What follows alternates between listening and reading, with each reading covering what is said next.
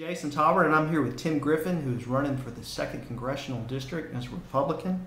Tim, the question I always ask everybody when I sit down with them is just a simple question. Why are you running?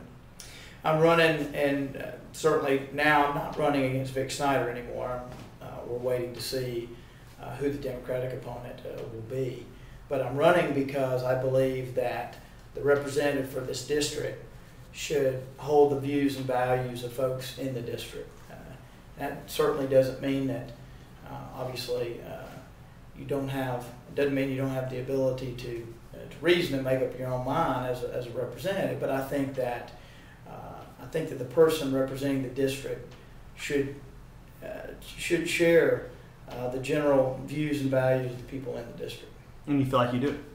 I know that I do. What are some of your views and values that you feel you and the people in the district have in common? Well, a lot of my views and values I think are common sense and are not specific to party, or not Republican or Democrat. For example, when you're out of money, you don't spend. I mean, ultimately, I think one of our biggest problems, in fact, I think the #1 problem facing our country is the national debt. And I don't believe it's a Republican idea or a Democrat idea to say, hey, we're out of money, we're effectively bankrupt. We need to start living within our means. Folks in D.C. need to learn to say, we can't afford it. And I think that's one of my values. And that is as I said, I think that's common sense. Families have to live applying those values to their lives every day. Have to make ends meet, have to make a family budget. And it's interesting to me that the federal government does not. And I think we got to change that.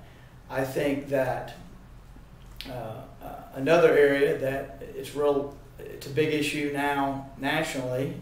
It's a big issue here in the 2nd Congressional District, is that of job creation. Most folks are going to tell you they're for jobs. So it's not an issue of are you for jobs or not. Most folks are for jobs. I think that's pretty clear. The question is, what's the best way to create jobs? Do you believe that the private sector should be the engine of job creation, or do you believe the government should be the engine of job creation? I believe that the only source of sustainable jobs is the private sector. And I think that history bears that out. I think that the government's attempts to create jobs here recently have failed. Unemployment has continued to go up. We've continued to go further and further in debt. And at the end of the day, as I indicated, we don't have any money. Something, though, that I should point out is that when you rely on the government for job creation, you not only do not create the number of jobs that you want, but by shifting the focus to the government, you lose the innovation and creativity that come with the private sector.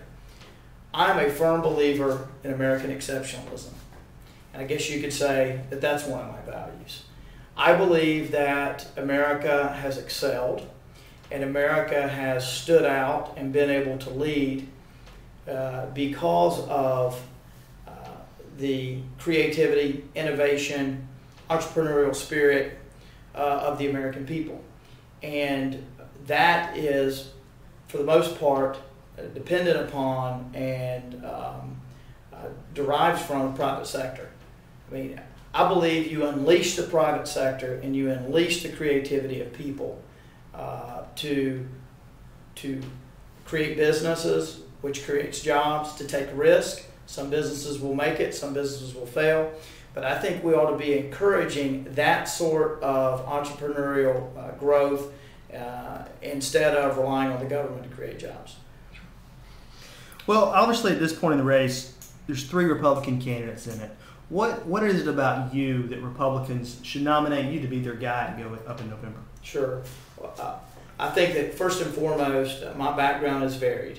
I've done a lot of different things that I think helps me bring a unique perspective to the race.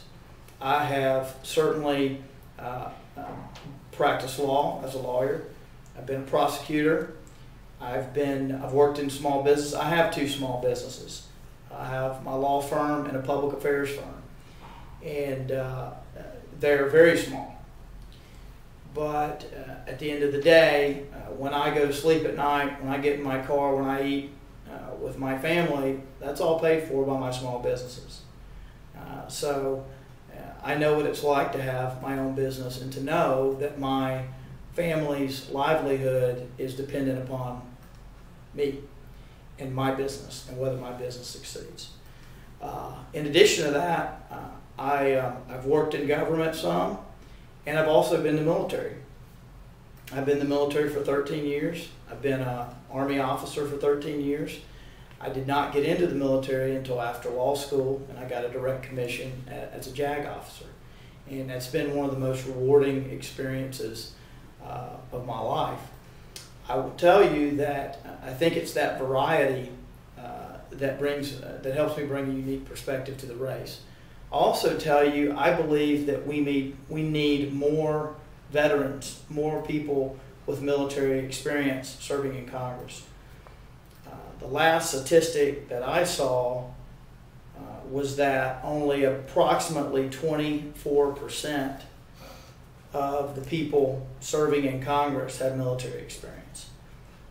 I think that's got to change. I think we need more people serving in Congress with military experience. So they know what the military is about, and they know what it means to have people at war.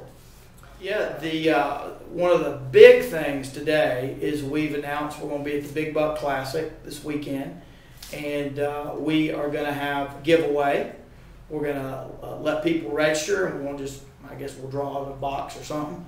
We'll have voter integrity, I can assure you, or we'll have box integrity with regard to the drawing. But we're gonna give away 2 gift certificates to Fort Thompson Sporting Goods, and those will be 125 each. So we're gonna be there Friday, Saturday, Sunday.